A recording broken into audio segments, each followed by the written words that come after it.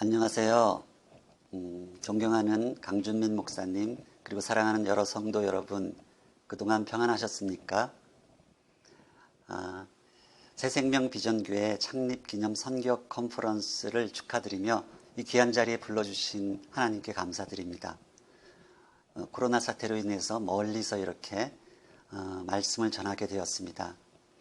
오늘 제가 나눌 말씀은 창세기 34장과 여호수아 9장에서 벌어진 두 사건을 통해서 하나님께서 어떻게 원수된 우리들을 한 몸으로 만드시려고 하시는지 그 한 몸 만들기 이야기를 나누려고 합니다. 제가 잠깐 기도하고 시작할게요. 사랑의 하나님, 감사합니다. 오늘 이 복된 시간에 약속하신 보혜사 성령님을 이 자리에 보내주시고 깊이 임재하셔서 말씀을 듣는 자와 전하는 자가 함께 하나님의 깊은 그 마음, 원수까지 사랑하라고 말씀하셨던 우리 예수 그리스도의 그 마음을 깊이 깨달아 알고 실천할 수 있는 그런 축복된 자리에 다 나아갈 수 있도록 주님 도와주시옵소서. 하나님께 모든 것을 의탁드리며 우리 주 예수 그리스도 이름으로 기도했습니다. 아멘. 저는 지난 27년의 선교사 생활을 주로 중국의 연변과기대, 그리고 평양의 평양과기대, 그리고 지금 포항에 있는 한동대학교에서 제자들을 세우고 가르치는 일에 매진해 왔습니다. 오늘 저는 역사 이야기를 좀 하려고 해요. 저의 개인 간증, 개인의 역사뿐만 아니라 우리 민족 공동체를 어떻게 하나님께서 만져 오셨는지, 그리고 장차 우리 민족을 하나님 나라의 그 역사 속에서 어떻게 사용하실지 그 큰 이야기를 함께 나누고자 합니다. 올해는 2020년 경자년이라고 하죠. 작년이 3.1 만세운동 100주년이었기 때문에 이제 새로운 100년을 시작하는 그 원년에 우리가 서 있습니다. 그런데 지난 100년의 역사를 우리 민족은 참 힘들게 고난의 역사, 험난한 역사를 살아왔습니다. 그러나 다가올 새로운 100년은 우리 민족, 우리 후대 자손들에게 하나님께 영광 돌리는 그런 그 영광의 역사를 그렇게 만들어 가고자 하는 그 소원이 저희에게 있습니다. 그래서 오늘 이 자리에 우리가 다 함께 모여 있다고 생각합니다. 지난 75주년 전에 우리 민족은 그토록 원하던 해방을 맞이했지만 그 해방은 미완의 광복으로 그쳤고 우리는 곧 전쟁과 분단의 역사, 아픈 역사를 지금까지 이어오고 있습니다. 어떻게 이 분단의 역사를 우리가 끝낼 수 있을까? 그 간절한 소망, 소원이 우리에게 있는 것입니다. 70년, 75년을 이렇게 서로가 원수처럼 여기며 전쟁을 치르고 이렇게 살아가고 있는 이 역사, 제가 평양에 있을 때 그 북쪽에서 바라본 그 판문점을 방문하여 이렇게 바라볼 때 너무나 그 가슴이 아팠습니다. 한두 시간이면 우리 부모 형제가 있는 저 땅을 갈 수 있는데 저 선이 무엇이길래 우리가 건너가지 못하고 이렇게 갈라서 있는가. 그 이산 가족의 아픔을 우리가 절실히 느끼면서 언제 서로 이렇게 교통하고 왕래하며 살 수 있을까 하는 그런 간절한 기도를 했던 기억이 있습니다. 작년 KBS 연말에 KBS에서 크리스마스 특집으로 걸레성자라 일컬어지던 손정도 목사님의 두 아들 이야기를 들었습니다. 손정도 목사님은 상해 임시정부에서 의정원 원장, 지금의 국회의장 역할을 하셨고 또 3.1운동을 뒤에서 기획하신 독립운동가이시기도 하죠. 그분의 두 아들 손원일 제독, 손원태 박사는 정말 우리 민족의 분단의 아픔을 상징적으로 나타내듯이 남쪽의 국립묘지와 북쪽의 애국열사능에 묻혀있는 것이죠. 손원일 제독은 초대 국방부 장관으로서 인천 상륙작전에서도 큰 공을 세운 남쪽에서 존경하는 그런 군인으로 당연히 동작동 국립묘지에 묻혀 있으시지만 우리 손원태 박사는 미국에서 이제 메디컬 닥터로서 쭉 사시다가 그의 어린 시절 어머니께 약속했던 그 약속을 지키고자 평양으로 고향 땅으로 돌아가서 김일성 주석을 만나고 그리고 평양 땅 애국 멸상능에 묻혀 있는 것입니다. 이것이 바로 우리 민족 분단의 아픔을 상징적으로 나타낸 그림이라고 생각해요. 오늘 저희가 이제 말씀 앞에 서서 어떻게 우리가 분단의 역사를 끝내고 원수를 서로 사랑할 수 있는 그 자리에까지 나아갈 수 있는지 그것을 살펴보려고 합니다. 레위와 희위라는 이 두 족속은 원래 원수지간이었죠. 그런데 그들이 하나가 되는 과정이 창세기 34장과 여호수아 9장에 나타난 두 사건을 통해서 우리가 알 수 있습니다. 레위 족속은 아시다시피 야곱의 그 아내 레아의 셋째 아들로서 창세기 34장에 보면 그 야곱의 그 딸 디나, 다이아나가 세겜이라는 마을에 놀러 갔다가 그 추장의 아들 세겜에게 강간을 당하여 붙잡히는 그런 사건이 벌어지죠. 그런데 세겜이 디나를 너무나 연모하여 아내로 맡기를 원하자 그 추장 하몰이 야곱을 찾아와서 우리가 서로 한 민족이 되자, 하나가 되자 이런 제안을 합니다. 그런데 그 누이 동생의 그 강간 사건에 크게 분노한 그 야곱의 아들 시므온과 레위가 거짓으로 그들을 속입니다. 우리가 할례 받지 못한 민족과 하나 될 수 없으니 당신들이 정 그렇다면 다 할례를 받아라. 그러면 우리가 하나 될 수 있다. 이 희위 족속은 그 말을 선하게 여겨서 돌아가서 모두 할례를 받습니다. 그들이 고통 가운데 있을 때 3일째 되는 날 시몬과 레위가 그들을 급습하여 모든 족속을 남자들을 진멸시키는 그런 비극적인 사건이 벌어지죠. 그것을 바라본 야곱은 크게 화를 내었고 그가 이제 유언으로 죽을 때 이 시몬과 레위에 대해서 이런 예언의 말씀을 합니다. 그들의 칼은 잔해하는 기계로다. 내가 그들을 야곱 중에 나누며 이스라엘 중에 흩으리로다. 그 말씀대로 레위와 시므온은 그 이스라엘 역사 속에서 그 분기 땅을 차지하지 못하게 됩니다. 레위 지파는 출애굽기에 보면은 모세가 시내산에 올라가서 십계명을 받는 동안 그 이스라엘 백성이 금송아지를 경배하는 그런 우상숭배에 빠져 있을 때 내려와서 그 십계명 돌판을 부수는 그런 사건이 벌어지죠. 그때 이 우상숭배에 참여하지 않았던 그 지파가 레위 지파였어요. 이 레위 지파가 그 우상숭배에 빠졌던 이 장자 3,000명을 도륙하는 사건이 벌어지고 하나님은 그 일을 통해서 레위 지파를 장자들을 대신하여 대대로 제사장 지파, 그 장자가 맡았던 제사장 직분을 레위 지파에게 주게 됩니다. 그로 말미암아 레위 지파는 이스라엘 백성 중에서 그 땅을 받지 못하게 되죠. 마찬가지로 시므온 지파 역시 유다 지파 안에 새빵살이 하는 것처럼 처음에는 땅을 받았지만 다 흩어지고 결국 땅을 얻지 못하는 지파로 역사에 남게 되는 것입니다. 이와 같이 하나님의 말씀은 그 약속은 어김이 없는 것이죠. 그러면 희위 족속은 어떤 족속입니까? 이들은 아까 말씀드린 대로 야곱의 아들들에게 쏘가서 멸절당한 그런 아픈 과거, 그 아픔을 가지고 살아오던 그런 족속이죠. 물론 세겜이라는 도시 이외에 많은 곳에 또 희위 지파가 살고 있었습니다. 그런데 이스라엘이 이제 여호수아를 앞세우고 가나안 정복을 하러 들어갈 때 하나님께서 신명기 7장 7절에 보면 가나안에 있는 7족속은 반드시 어린아이까지 다 멸절해라 라고 명령하신 그 7족속 중에 하나가 바로 이 희위 지파였어요.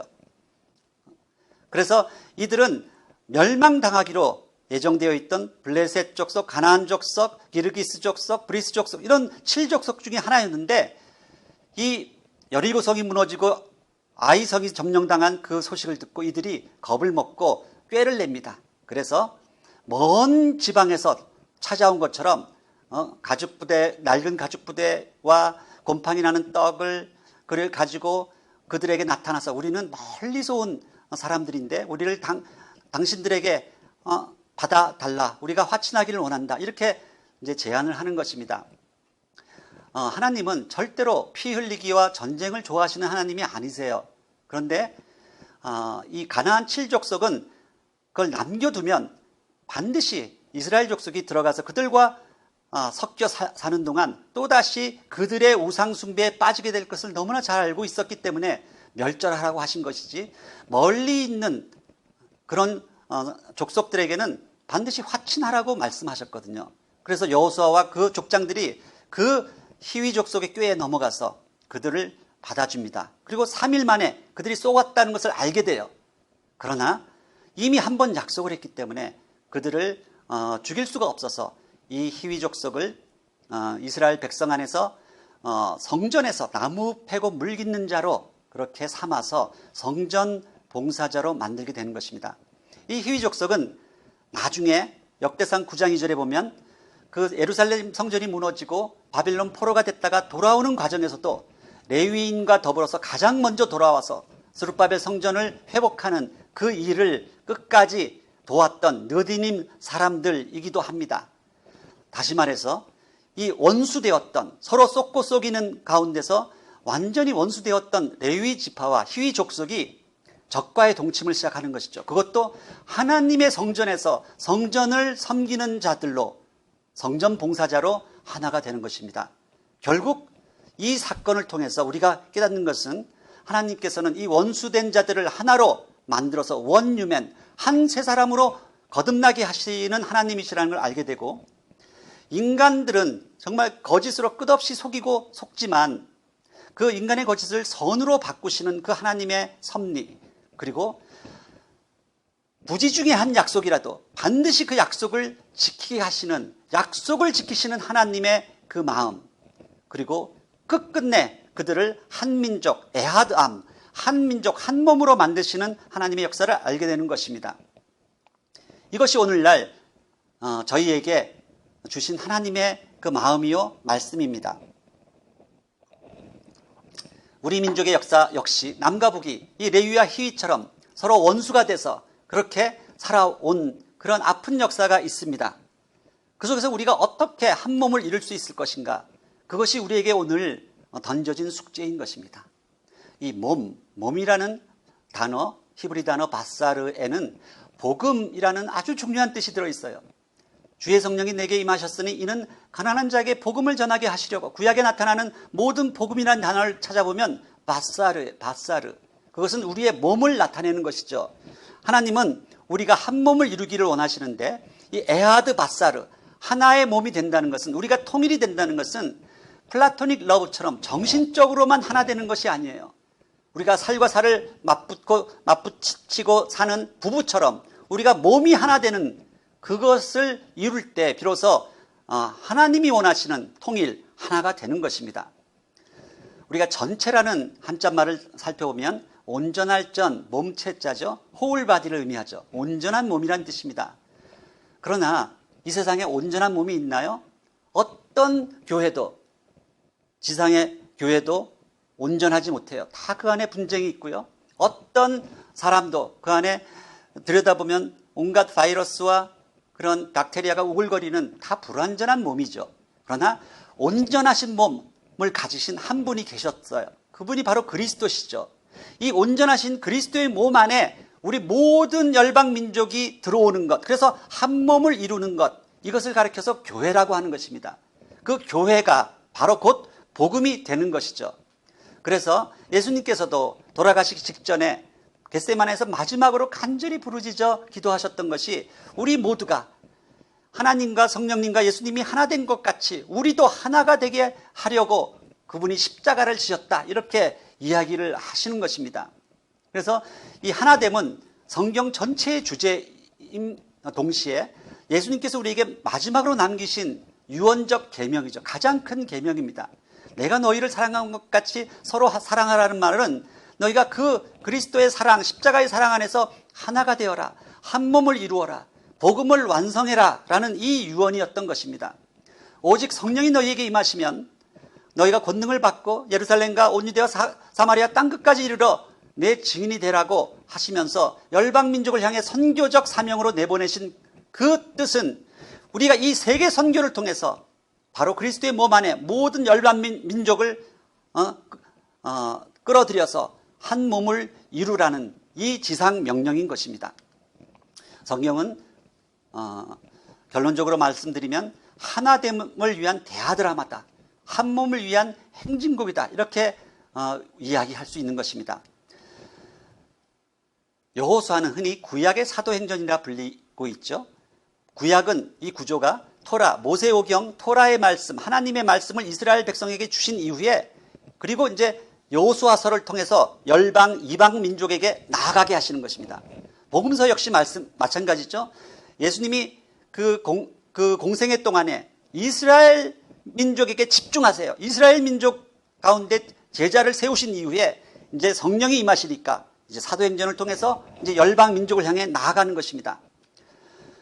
우리가 출애굽 사건 이후에 가나안 땅을 정복하기 위해서 12정탐꾼을 보냈을 때 그 갈렙과 여호수아 두 사람만이 믿음으로 순종하여 한 막대기에 이 포도송이와 무화과와 석류, 이 과일을 메고 돌아오는 이 아름다운 장면을 기억하실 것입니다. 이 장면이야말로 성경 전체의 주제를 나타내는 그림이다, 저는 그렇게 생각해요.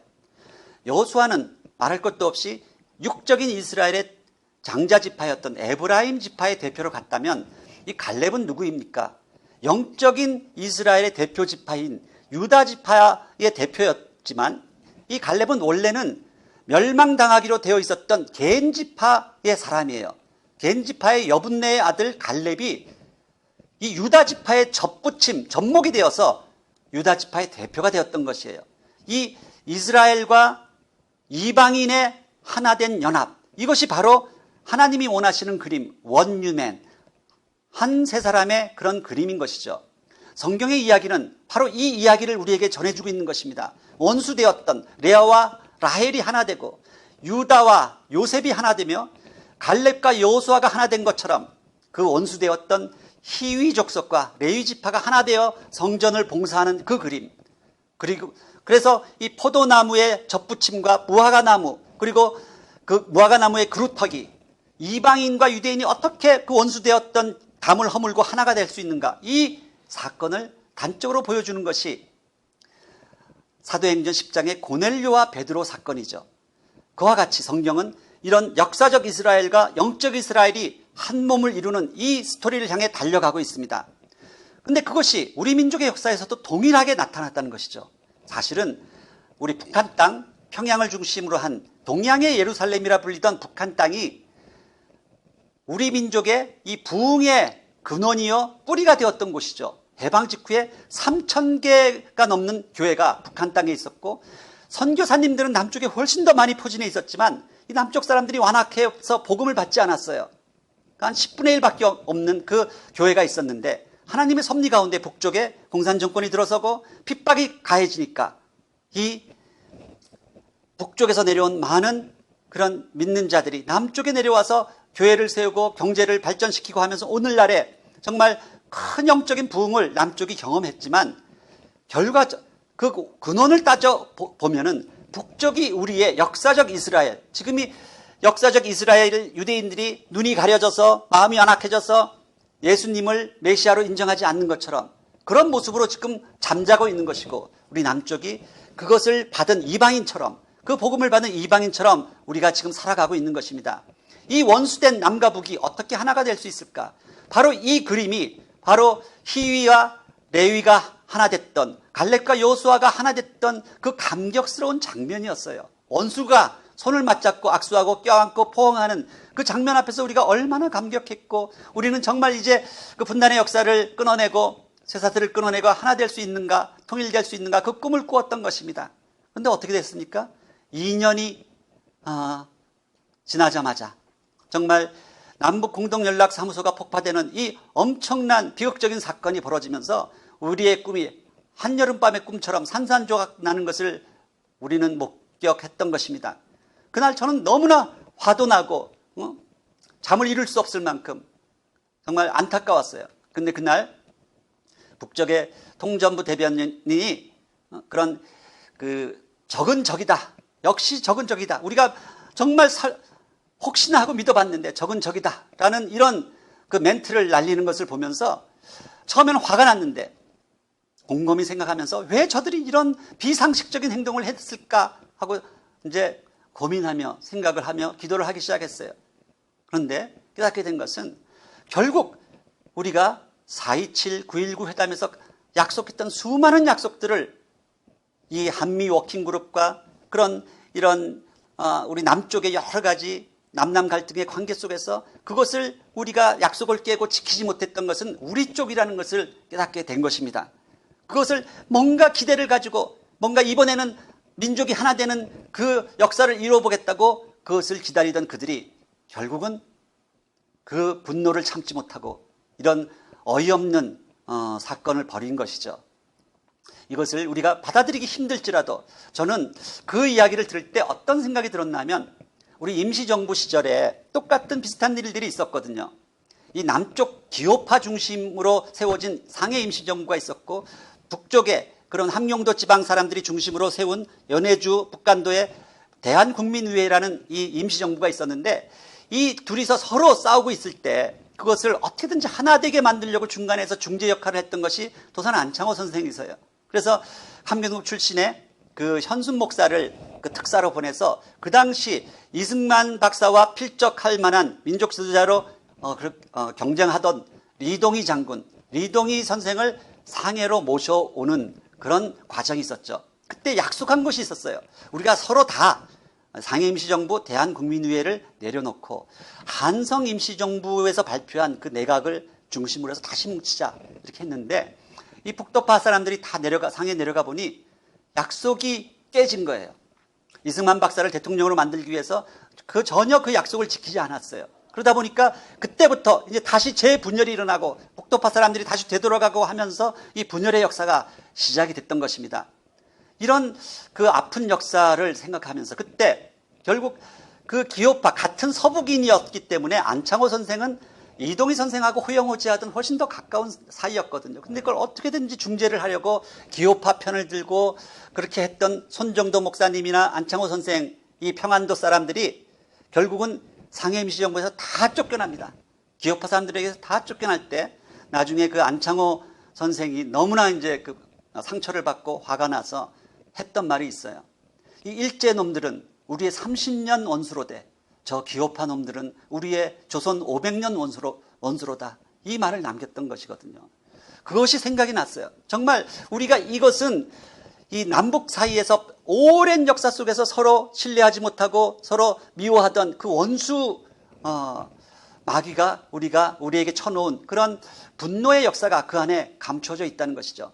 남북 정상이 남긴 이 방명록을 볼 때 김정은 위원장이 역사라는 이 두 단어를 썼고 우리 문재인 대통령은 조선민주주의공화국, 인민공화국, 대한민국이라는 국호를 쓰면서 우리가 서로 하나 되기를 원했는데 사실 우리에게는 북쪽에서 쓰는 역사와 남쪽에서 쓰는 역사가 완전히 갈라져 있었습니다. 우리는 상해 임시정부에서 활동했던 이승만 박사나 김구 선생에 대해서는 너무나 잘 알고 있고 같은 캐나다 선교사지만 스코필드 박사에 대해서는 알고 있지만 그리고 이 기호지방 사람들, 경상도 사람들이 올라가서 만든 신흥문관학교에 대해서는 잘 알고 있지만 그 북쪽 함경도 사람들 중에서 정말 엄청난 그런 부흥사역 교육자였던 리동희 선생, 김립 선생에 대해서는 잘 알지 못해요.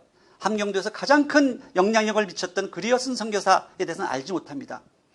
함경도 사람들이 올라가서 세운 이 라자구 사관학교에 대해서는 아는 바가 없는 것입니다. 이렇게 역사와 역사가 나뉘어져 있는 그 오랜 세월을 우리는 살아왔던 것이죠. 한 2년 전인가요? 굉장히 인기 있었던 미스터 선샤인이라는 역사극이 있었죠. 거기에 나오던 남자 주인공 이병헌이 그 여자 주인공 김태리에게 이런 아주 중요한 질문을 던집니다. 둘 다 이제 독립운동가로서 서로 연인이 돼서 사랑하는 사이인데 귀하가 구하려는 나라에는 누가 사는가? 귀하가 구하려는 나라는 어떤 나라인가? 이 질문을 던지는 거예요. 그 질문 앞에 김태리가 깜짝 놀랍니다. 왜냐하면 이병헌은 종의 아들로 태어나서 자기 어린 이병헌의 그런 눈앞에서 어머니를 겁탈하려는 그 양반집 주인이 자기 아버지를 가만히 싸서 때려 죽이고 어머니는 우물에 빠져 죽는 그 비극을 목도했던 사람이 그러나 대갓집 교수로 자라났던 그 김태리는 그것을 알지 못하죠. 이런 질문의 의도가 있습니다. 우리가 지금 독립을 취해서 다시 만들려고 하는 그 나라가 그 주인이 마음대로 종을 때려 죽여도 아무렇지도 않는 그런 나라가 다시 된다면 그것이 무슨 독립의 의미가 있겠는가? 이 질문 앞에 김태리가 충격을 받는 것입니다. 저는 오늘 우리가 통일을 이루고자 할 때도 똑같은 질문이 필요하다고 생각해요. 우리가 통일 코리아를 그렇게 간절히 원할지라도 그 통일된 그 나라가 또 전쟁을 통해서 엄청난 그 피 흘림과 그런 트라우마를 다시 만들어내는 그런 무력에 의한 통일이라면 그게 무슨 의미가 있겠습니까? 그리고 우리가 서로 이 미워하는 감정이 사라지지 않는다면 그게 어떤 의미가 있겠어요? 그리고 통일된 그 나라가 독재로 넘어간다면 그게 무슨 의미가 있겠어요? 이 통일 코리아는 서로 평화를 통해서 화해, 서로 용서하고 화해하는 그 과정을 통해서 서로가 서로에게 도움을 주는 상생통일, 이 세 가지가 제가 그동안 꿈꿔온 통일관이라고 볼 수 있습니다. 독립운동가들이 원했던 그런 나라도 마찬가지였다고 저는 생각해요. 민주, 평등, 자유, 평화, 통일, 이것이 그들이 꿈꾸었던 나라였어요.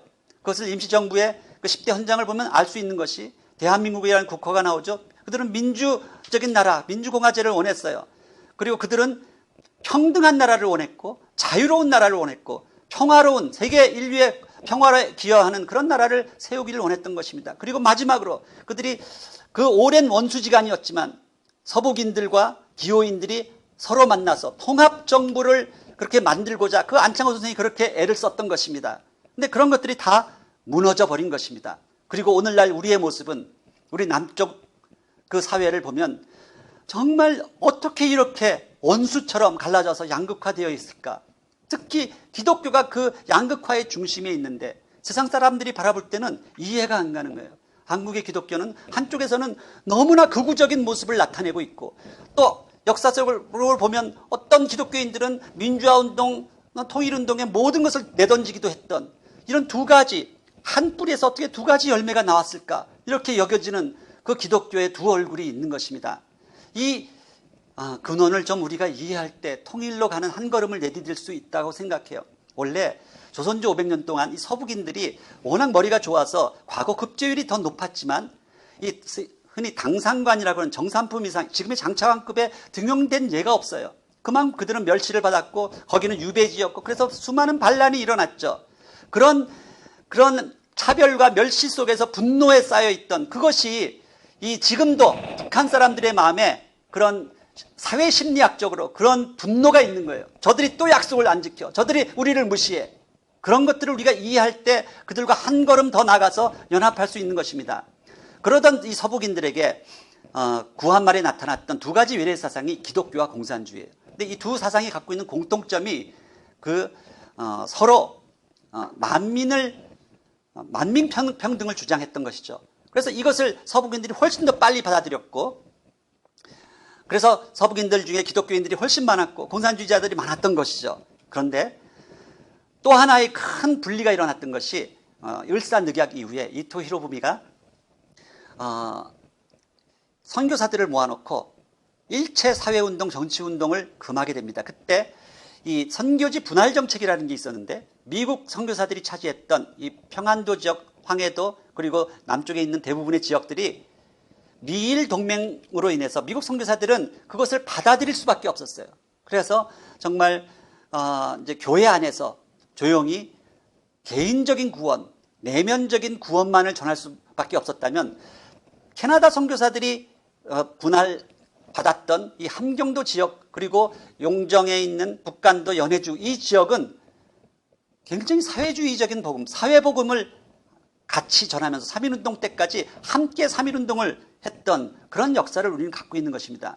그러다 보니 해방 후에 이 수많은 믿는 자들이 내려올 때 평안도 지역에서 내려온 그런 분들이 지금의 예장, 예감, 예수교를 만들었고 은진중학교 출신으로 내려온 김재준, 강원영, 문익환 이런 분들이 지금의 기장, 기독교 장로회라는 굉장히 진보적인 그런 교단을 만들어서 그것이 오늘날 우리 한국 사회의 진보와 보수의 뿌리가 되었던 것입니다.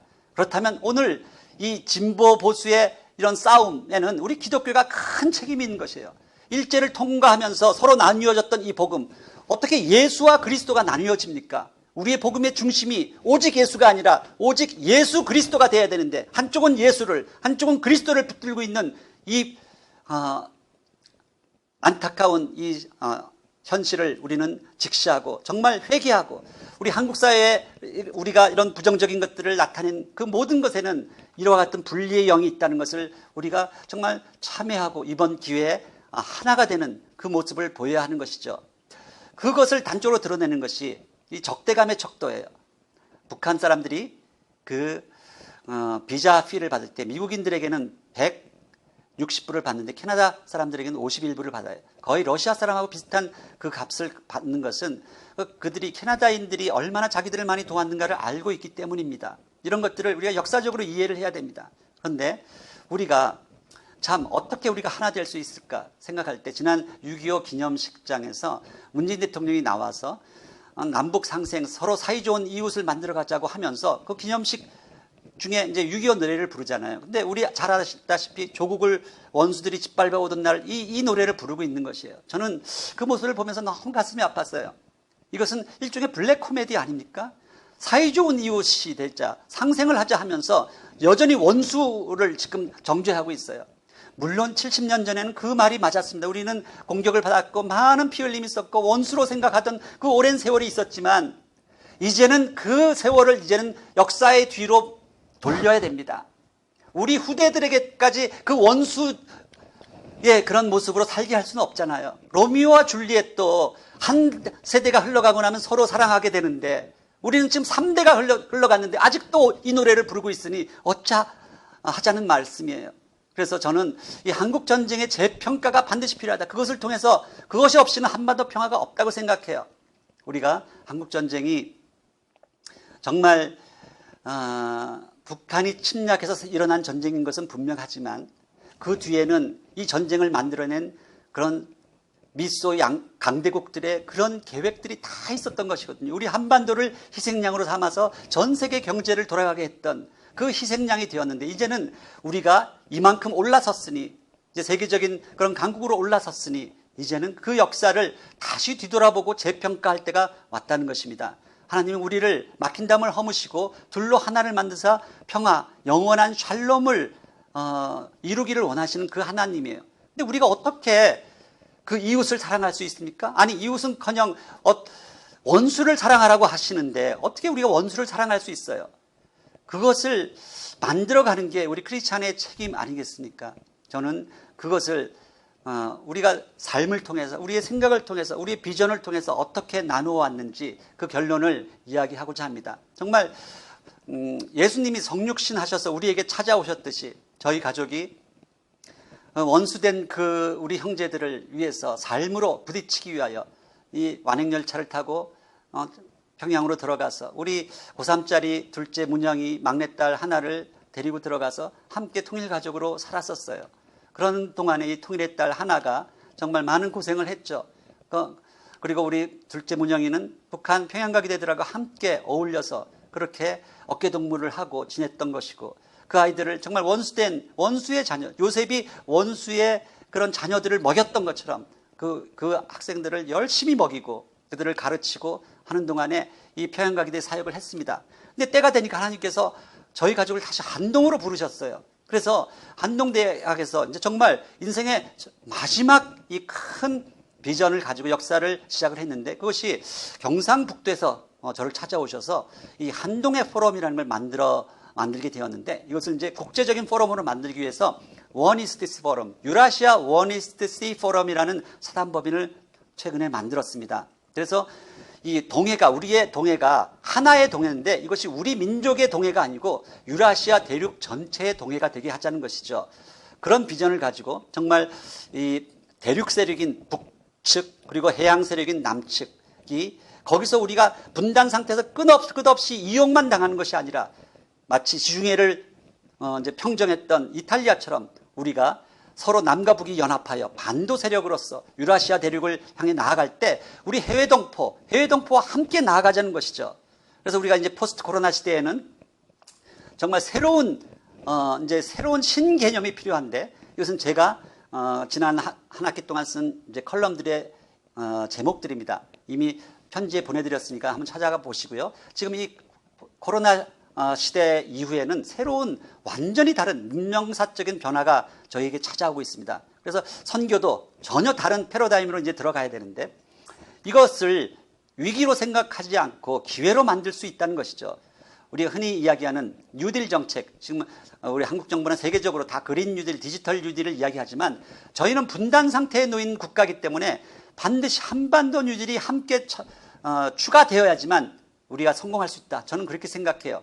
이런 그 생태계 파괴와 비대면 사회로 넘어가는 이 시대를 극복할 뿐만 아니라 우리 분단의 양극화를 어떻게, 우리가 북핵 문제를 어떻게 이제 풀어나갈 수 있는가, 이런 것들에 대한 대안이 필요한데, 정말 앞으로 시대는 끝없이 발전하고 팽창하는 시대가 아니라 빅크런치처럼 이제 수축하고 경제적으로 어려움이 이제 몰려드는 마지막 때의 대환란으로 가까이 다가가는 시대가 다가올 수 있는데, 이럴 때 우리 민족이 살아날 수 있는 것은 자발적 연대 공동체를 이루는 것입니다. 한반도 뉴딜을 통해서 민족이 서로 자율 경제를 이루면서 평화 경제 공동체를 만들어가야 된다. 이 한반도 뉴딜, 남과 북이 함께하는 한반도 뉴딜 없이는 절대로 한국판 뉴딜은 저는 성공할 수 없다. 왜냐하면 언제든지 이번에 그 연락사무소가 무너지는 것처럼 무너질 수 있기 때문입니다. 그래서 지난 70년의 역사 동안 N극과 S극이 서로 밀쳐내면서 원수처럼 살아가던 이 시대를 마무리하기 위해서 우리가 패러다임을 바꿔야 되는데, 남과 북이 90도씩 서로 이제는 생각을 바꿔야 됩니다. 바꿔서 우리가 결합할 때, S와 N이 척척 달라붙을 때 거기에 엄청난 시너지와 상생 효과가 일어납니다. 뭐 북쪽에는 엄청난 관광지가 있지 않습니까? 북한은 관광만 가지고도 먹고 살 수 있는 나라인데, 그리고 그것이 이제 울릉도 독도를 통해서 서로 쌍방향 그런 관광 시대를 열고 해로 수역 동해안에 많은 그런 어장을 함께 관리하면서 수많은 일들을 함께 도모할 수 있는 것이죠. 그리 될 때 이 동해라는 이 울릉도 독도를 중심으로 한 이 하나의 동해안에 유라시아를 담을 수 있다. 저는 그렇게 생각해요. 그것이 저희가 가진 이 포럼의 비전인 것입니다. 지금 세계사는 동아시아와 중동아시아라는 두 수레바퀴를 중심으로 돌아가고 있습니다. 그래서 정말 저희가 이 역사를 바라볼 때 동양의 예루살렘, 평양에서 예루살렘까지 나아가는 이 통전적 역사관을 가지고 바라볼 때 비로소 통일 코리아를 이루어낼 수 있다고 생각해요. 판문점 회담에 전 세계인들의 이목이 집중되는 것처럼 남북 통일은 우리 민족의 문제가 아니고 세계적 사건이 될 것이며, 그건 또한 영적 사건입니다.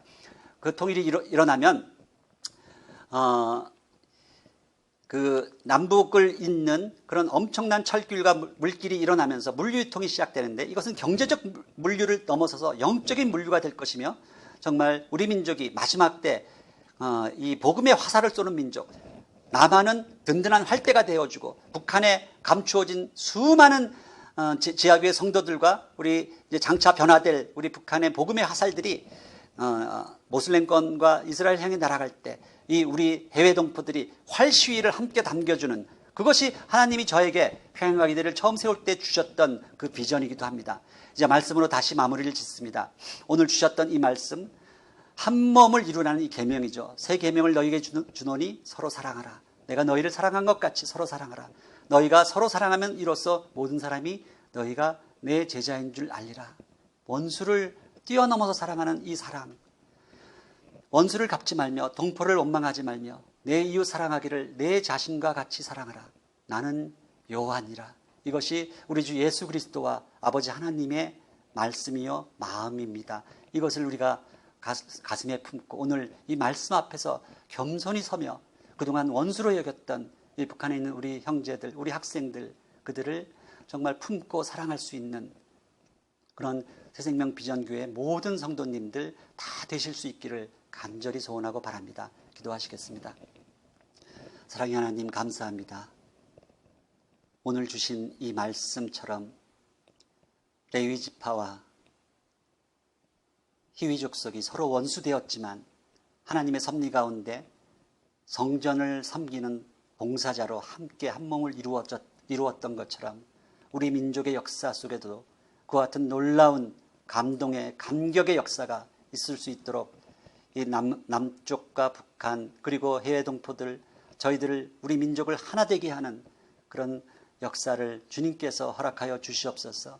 이 민족을 불쌍히 여기시고 정말 말씀 앞에 우리가 겸손히 서서 우리가 가지고 있던 그 편견과 그런 생각들을 다 이제 내려놓고 주님이 명령하신 대로 원수를 사랑할 수 있을 만한 그 큰 믿음을 저희에게 허락하여 주시옵소서. 그래서 우리 새생명 비전교회 모든 성도들의 그 부르짖는 눈물의 기도를 통해서 이 갈라진 우리 민족이 서로 다시 만나고 이 유라시아 대륙을 향해 뻗어가는 그런 새로운 역사, 하나님 앞에 쓰임받는 그런 복된 민족이 될 수 있도록 주님 긍휼을 베풀어 주시옵소서. 하나님께서 이루실 모든 역사를 우리가 미리 바라보며 감사드리며 우리를 구원하신 예수 그리스도 이름으로 기도했습니다. 아멘.